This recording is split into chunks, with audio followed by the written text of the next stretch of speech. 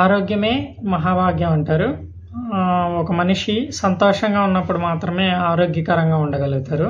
అందుకే ఎప్పుడూ హ్యాపీగా నవ్వుతూ ఉండమని చెప్తారు పెద్దవాళ్ళు.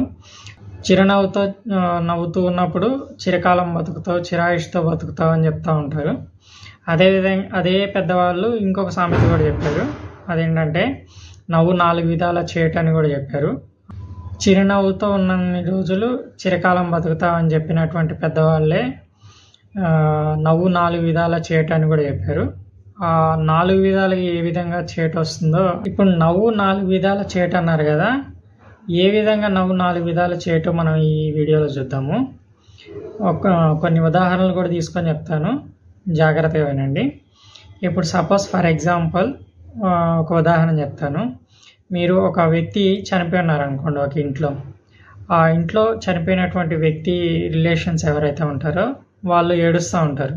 ఇప్పుడు మీరు ఆ చావుకి వెళ్ళి అక్కడ నవ్వారనుకోండి, అందరు కలిసి తంతారు పట్టుకొని, అంతే కదా. ఒక మనిషి పోయి అక్కడ కుటుంబం అంత బాధలో ఉంటే నువ్వు అక్కడికి వెళ్ళి నవ్వితే తంతారా తన్నారా? అంటే నవ్వు 4 విధాల చేతిలో ఇది ఒక చేటే కదా. అంటే నువ్వు ఏదైతే సిచ్యుయేషన్ ఉంటుందో ఆ సిచ్యుయేషన్కి తగ్గట్టుగా ఏ సిచ్యుయేషన్లో నవ్వాలో ఆ సిచ్యుయేషన్లో మాత్రమే నవ్వాలి. అంటే సిచ్యుయేషన్కి తగ్గట్టుగా నువ్వు ప్రవర్తించాలన్నమాట. అంటే బాధాకరమైనటువంటి సిచ్యుయేషన్లో నువ్వు నవ్వితే ఖచ్చితంగా నీకు చేటు వస్తుంది అన్నమాట. అంటే ఎవరైతే బాధలో ఉంటారో వాళ్ళ బాధను చూసి కానీ లేకపోతే బాధలో ఉన్న సమయంలో నువ్వు నవ్వకూడదు. ఇది ఒకటి.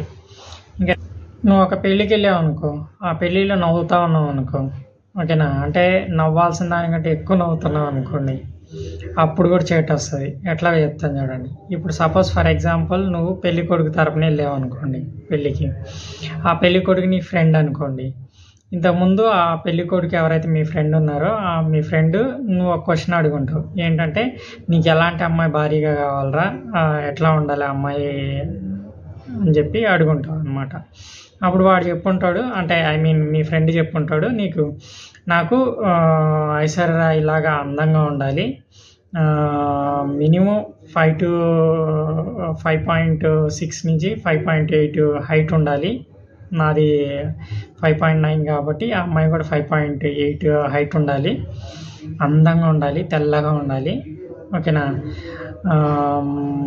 స్లిమ్గా ఉండాలి, లావు ఉండకూడదు, అట్లా అని మరీ సన్నగా పేలగా ఉండకూడదు, మంచి ఫిజిక్ ఉండాలి అని చెప్పి చెప్పుంటాడు అనమాట.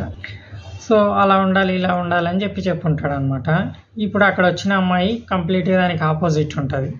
అంటే ఈయన 5.8 ఉండాలంటే అక్కడ వచ్చిన అమ్మాయి 4.8 కూడా ఉండదు. ఐశ్వర్యలాగా అందంగా ఉండాలంటే అక్కడ వచ్చిన అమ్మాయి ఏమో నల్లగా పొయ్యిలో బొగ్గులు ఉన్నట్టు ఉంటుంది అనమాట. అంటే నల్ల బంగారం అనమాట వచ్చిన అమ్మాయి, ఓకేనా. సో ఇట్లా ఉంటుంది అమ్మాయి.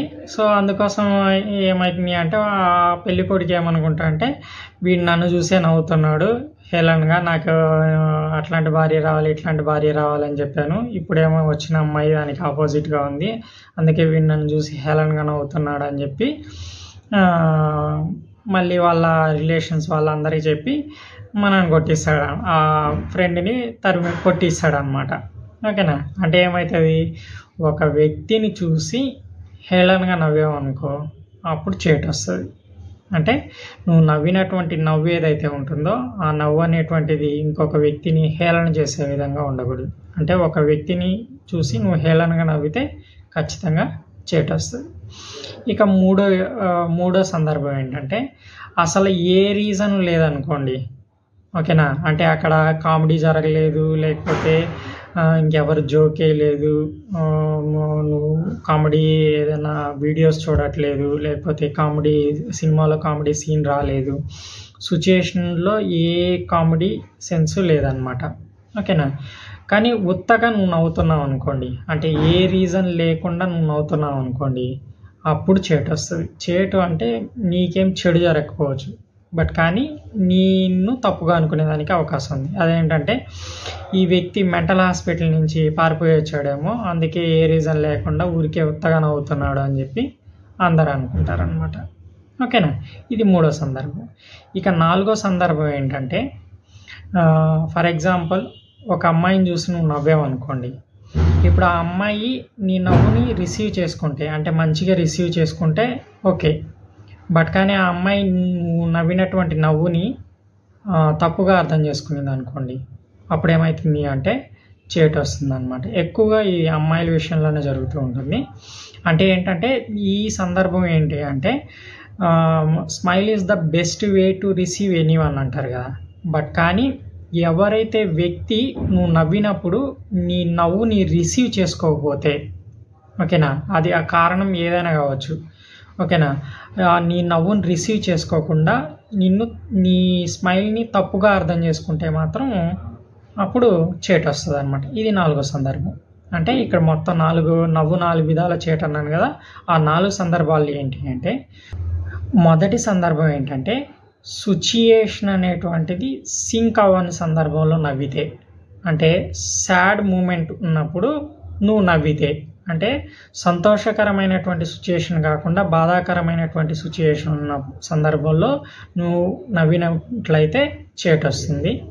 రెండోది, ఇతరులను చూసి హేళనగా నవ్వినట్లయితే నీకు చేటు వస్తుంది.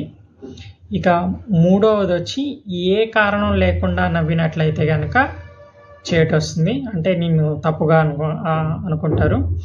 ఇక 4వ సందర్భం వచ్చి నువ్వు ఎవరిని చూసైతే స్మైల్ ఇస్తావో ఆ వ్యక్తి నీ స్మైల్ని రిసీవ్ చేసుకోకుండా తప్పుగా అర్థం చేసుకుంటే ఖచ్చితంగా చేటు వస్తుంది అనమాట. ఓకేనా. ఈ 4 సందర్భాల్లో నవ్వు అనేటువంటిది చేటుగా పరిణమించడానికి అవకాశం ఉందన్నమాట. అందుకే పెద్దవాళ్ళు ఏమన్నారు అంటే నవ్వు 4 విధాల చేటు అన్నారు. అదేవిధంగా చిరునవ్వుతో ఉన్న ఈ రోజులు చిరాయుష్తోటే బతుకుతామని కూడా అన్నారనమాట.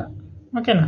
సో కాబట్టి సందర్భానుసారంగా నవ్వే సందర్భం ఉన్నప్పుడు నవ్వాలి, ఇతరులను చూసి హేళనగా నవ్వొద్దు. 3వ సందర్భం, నీలో ఏదో ఒకటి అనుకుంటూ నవ్వుకోవద్దు. అలా అనుకుంటే నేను పిచ్చివాణి కింద లెక్క కడుతుంది సమాజం. అదేవిధంగా 4వది, నువ్వు ఎవరిని చూసైతే స్మైల్ ఇస్తున్నావు ఆ వ్యక్తి నీ స్మైల్ రిసీవ్ చేసుకోకపోతే ఇంకెప్పుడు కూడా ఆ వ్యక్తికి నువ్వు స్మైల్ ఇవ్వకుండా ఉండకపోవడమే మంచిది.